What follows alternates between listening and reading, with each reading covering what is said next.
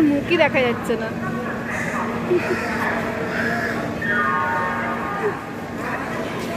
সুস্বাগতম বন্ধুরা, কেমন আছেন আপনারা সবাই? আশা করি খুব ভালো আছেন।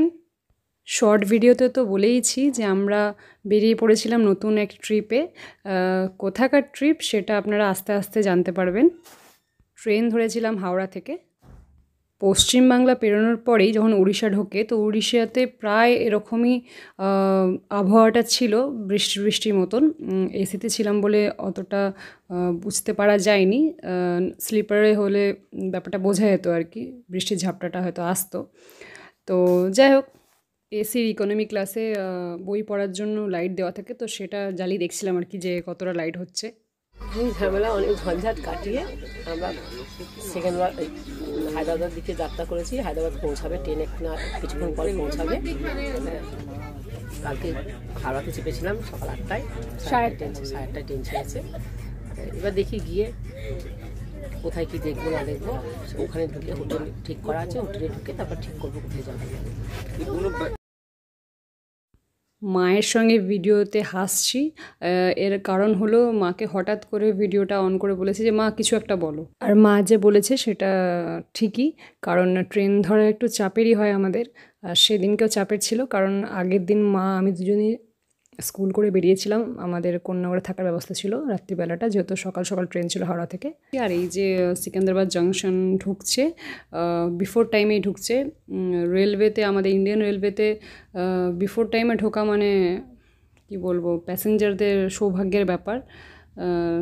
না, অবশ্যই গর্বের বিষয়, আমাদের ইন্ডিয়ান রেলওয়ে এতটা ভাস্ট এরিয়া জুড়ে আছে, খুব ভালো সার্ভিস দেয়। তবে পাংচুয়ালিটির একটু অভাব আছে অনেক ট্রেনে। তো যাই হোক, এটা আর্লি টাইমে ঢুকছিলো, তো আমাদের খুব ভালো লাগছিলো। আর এই যে, যার নাম হচ্ছে সাক্ষী, একে আপনারা শর্ট ভিডিওতে দেখেছেন।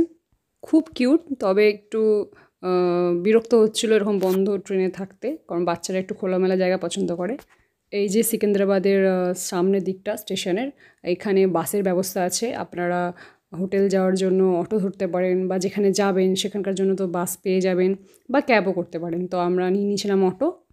আমাদের একটা অ্যাপ থেকে হোটেল বুক করা হয়েছিল কিছু টাকা দিয়ে। তো গিয়ে দেখলাম খুবই অবস্থা খারাপ সেই হোটেলের। তো সেই অ্যাডভান্স তো আমরা মানে আমাদের ছেড়ে দিতে হলো আর কি, কিছু করার নেই। তো তারপরে আমরা পাশেই আরেকটা জায়গায় নিয়েছিলাম হোটেল, কে ইন রেসিডেন্সি বলে, নারায়ণগুড়া মেট্রো স্টেশনের পাশেই। তো হোটেলে আমরা ফ্রেশ হয়ে বেরিয়ে পড়েছিলাম খাওয়ার উদ্দেশ্যে।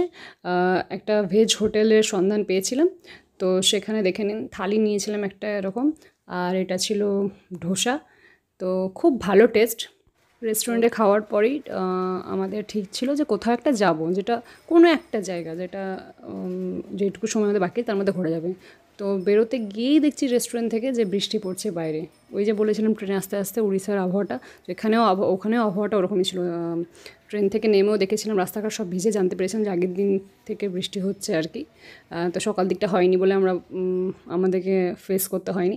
তো আমরা ঠিক করলাম যে ইস্কন মন্দির যাব। তো ইস্কন মন্দিরে গিয়ে ওখানে দেখলাম যে প্রসাদ দিচ্ছে, খিচুড়ি প্রসাদ কাউন চালের খিচুড়ি মনে হয়, ওর মধ্যে বাদাম অনেক কিছু দেওয়া ছিল, খুব ভালো টেস্ট। তো যাই হোক, ভোগ প্রসাদ খুব ভালো লাগছিলো খেতে। তো তারপরে আমরা খেয়ে নিয়েছিলাম। তারপরে কাছে গিয়ে দর্শন করে ওখানে একটু আরতিও দেখেছিলাম, কীর্তন শুনেছিলাম, হরিনাম শুনেছিলাম আর কি। তো খুব ভালো লাগছিলো।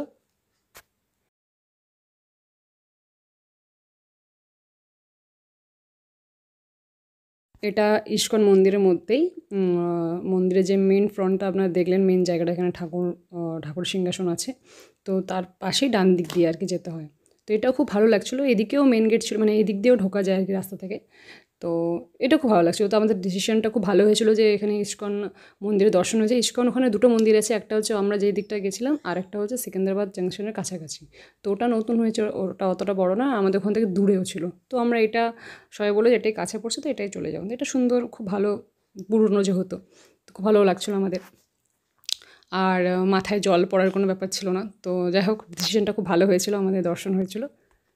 এইটা না বললেই নয়, আপনারাও স্বীকার করবেন যে ইস্কন মন্দিরে দেবদেবীদের এত সুন্দরভাবে সাজানো হয়, অপূর্বভাবে, যে দেখেই চোখগুলো মনে হয় জুড়িয়ে গেল। এত ভালো লাগে, মনে হয় প্রতিটি জায়গা মানে ওই যে সাজানো হয় মানে জামাকাপড় পরেছে, অলংকার, মানে দেখে মনে উফ কি লাগছে! একেকটা জায়গা ছাড়া যাবে না। সব কটা জায়গা দেখতে হবে যে কোথায় কি পড়েছে, কানের উপরে কোন ফুল দিয়েছে, গলায় কি পড়েছে, হ্যাঁ? মানে সব যা বেশভূষা আছে সব দেখে মন্ত্রমুগ্ধ বলে না সেই ব্যাপারটা চলে আসে আরকি। তো আমার তো খুব ভালো লাগে। মানে দেখে দেখেও চোখ হাঁপায় না আরকি। মনে হয় আরও দেখবো এরকম একটা ব্যাপার হয়।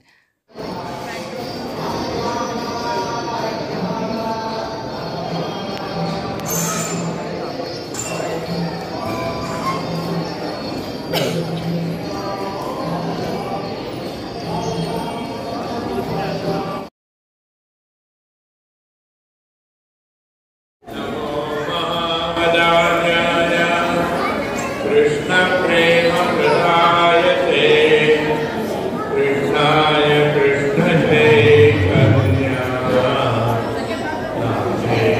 गौरकृषे नमः। ঠাকুরকে ভোগ নিবেদন করার জন্য আধ ঘন্টা বন্ধ ছিল, আধ ঘন্টা বন্ধ থাকে। তো তারপরে এটা দরজাগুলো খোলা হচ্ছিল। তো সেই সময় সেই মুহূর্তটাকে আমি ক্যাপচার করছিলাম। এখানে লেখা আছে দেখুন, খেয়াল করবেন হয়তো, no selfie with God. Selfie নেওয়া যাবে না, তবে ছবি তোলা যাবে, ফটো নেওয়া যাবে। তো এটা আমার খুব ভালো লেগেছিলো, কিন্তু কারণ সাধারণত ইসকন মন্দিরে বারণ থাকে।